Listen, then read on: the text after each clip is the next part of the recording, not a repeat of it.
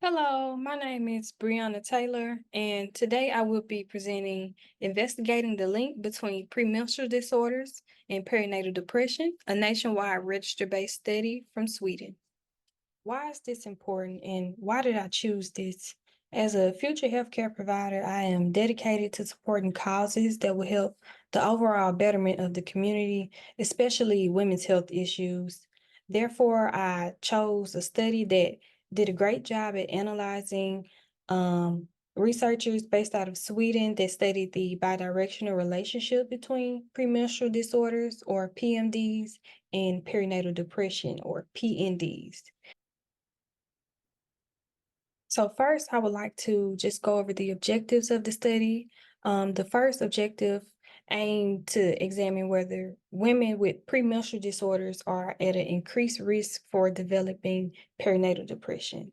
If this hypothesis was supported, this would underscore the importance of screening and managing PMDs during the premenstrual phase to prevent or mitigate the risk of developing PND during or after pregnancy.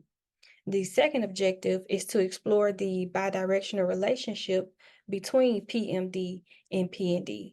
If this hypothesis was confirmed, it would highlight the need for early identification and intervention for PND to reduce the likelihood of subsequent PMDs. Understanding the relationship between PMDs and PND and how long it takes to develop is very crucial for forming targeted interventions and support strategies to help improve maternal mental health outcomes during the perinatal period.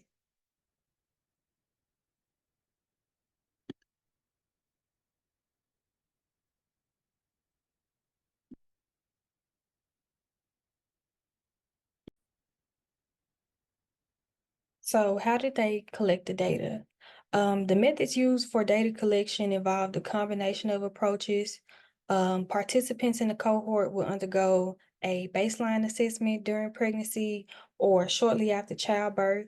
They also used exposure assessments through self-reported symptoms or clinical diagnosis documented before or after pregnancy. Outcome assessments such as the Diagnostic and Statistical Manual of Mental Disorders or the DSM criteria was used to screen for depression that may occur during pregnancy and at various time points postpartum to capture both prenatal and postnatal depression. Other collection methods include just using data sources and conducting follow-up assessments, such as reevaluating the DSM criteria and evaluating any attitudes or changes in beliefs by talking to the participants.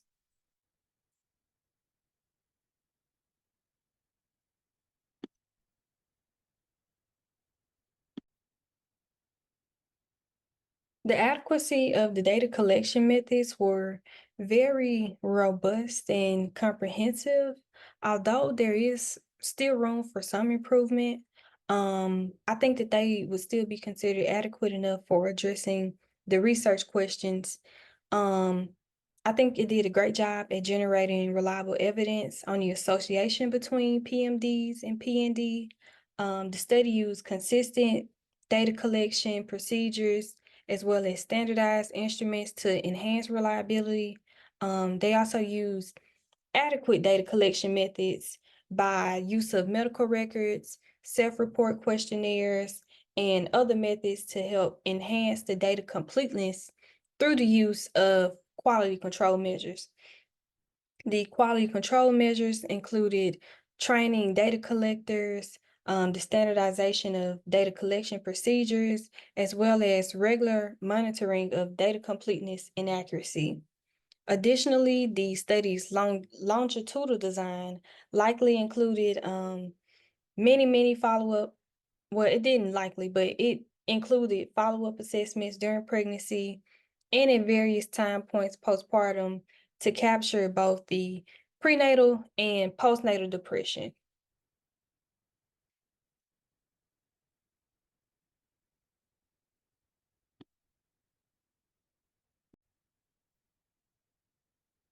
In regards to the biases during the data collection process, um, There could have been biases, specifically selection bias, with the possibility of the sample not being representative enough of the general population of pregnant women.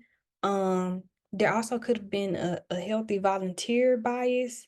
Women who volunteer for studies on pregnancy and mental health may be more health conscious and also have better access to health care, potentially biasing the results if they differ systematically from the general population of pregnant women. Um, Additionally, there could have been a follow-up bias if there was a significant loss to follow-up during the study period. It could have affected the results, specifically if women experiencing more severe perinatal depression were less likely to continuing in the study. It could underestimate the association between the two. Um, in regards to any bias during the collection of information, there could have been a possible recall bias where participants may not accurately remember or report information about their symptoms or history correctly. There could also be a social desirability bias, as participants may provide responses that they perceive as more socially acceptable, especially for sensitive topics such as smoking before pregnancy or psychiatric history. Lastly, there could have been misclassification bias where the exposure or outcomes of the assessment tools were not valid or reliable. Of course, there could have been many other biases, including interview bias and documentation bias, as well as some recall and information bias. But for the most point, I think that these biases hit high points.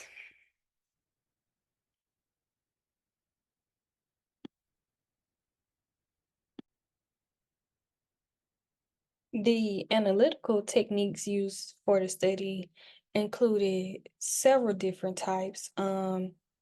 One being the bivariate analysis, which used the chi-square test or the Fisher's exact test.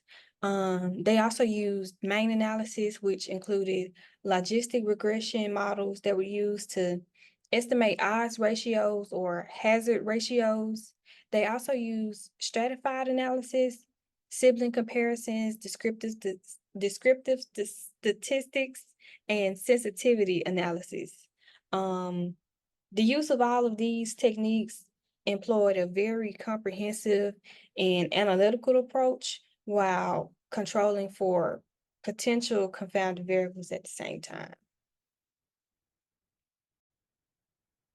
The results provided compelling information in support of both objectives or hypotheses, with the first piece of information being that women with PMDs did in fact have a significantly higher risk of developing PND, and conversely, those with PND had a higher risk of developing PMDs. Women with PND also had a higher risk of developing PMDs compared to women who did not have any perinatal depression.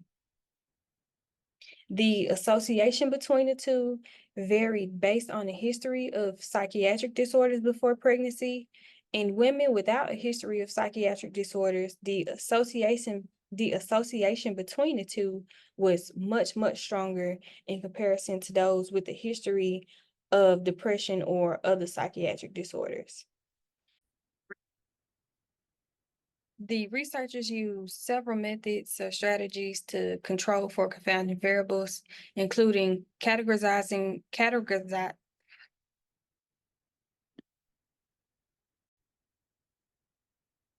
the researchers used several strategies to control for confounding variables, including operationalization of exposure and outcome variables, categorization.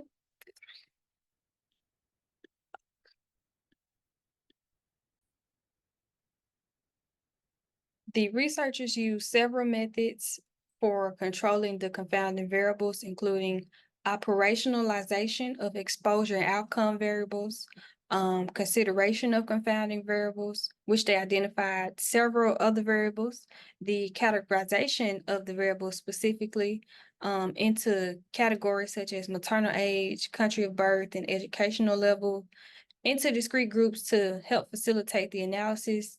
They also use data on exposure outcomes and other variables, as well as statistical analysis.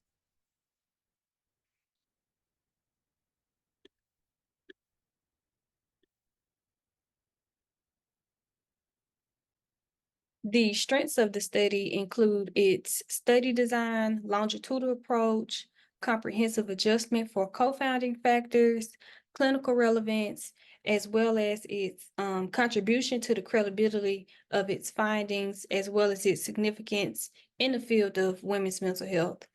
While it has several strengths, there are also weaknesses that warrant consideration, including potential selection bias, reliance on self-reported data, limited causality inference, measurement errors, and lack of follow-ups. There were several limitations to the study, including retrospective data collection, which involves a person telling their own account of events, which could introduce bias. Other things such as measurement errors, as stated before, lack of follow-up, um, homogeneity within the study population, not enough diversity within a group, some shortcomings in the study design, I think maybe include the exposure assessment, the confounding control, as well as the sample size and power, as well as publication biases and other things. Oops. And here is just a recap of everything we have talked about and discussed today. Me personally, I think that the conclusions drawn by the authors appear to be justified by the study. I think that this creates a even bigger space and a stage for us to talk about and to keep talking about women's health issues such as premenstrual disorders and perinatal depression. Thank you for your time.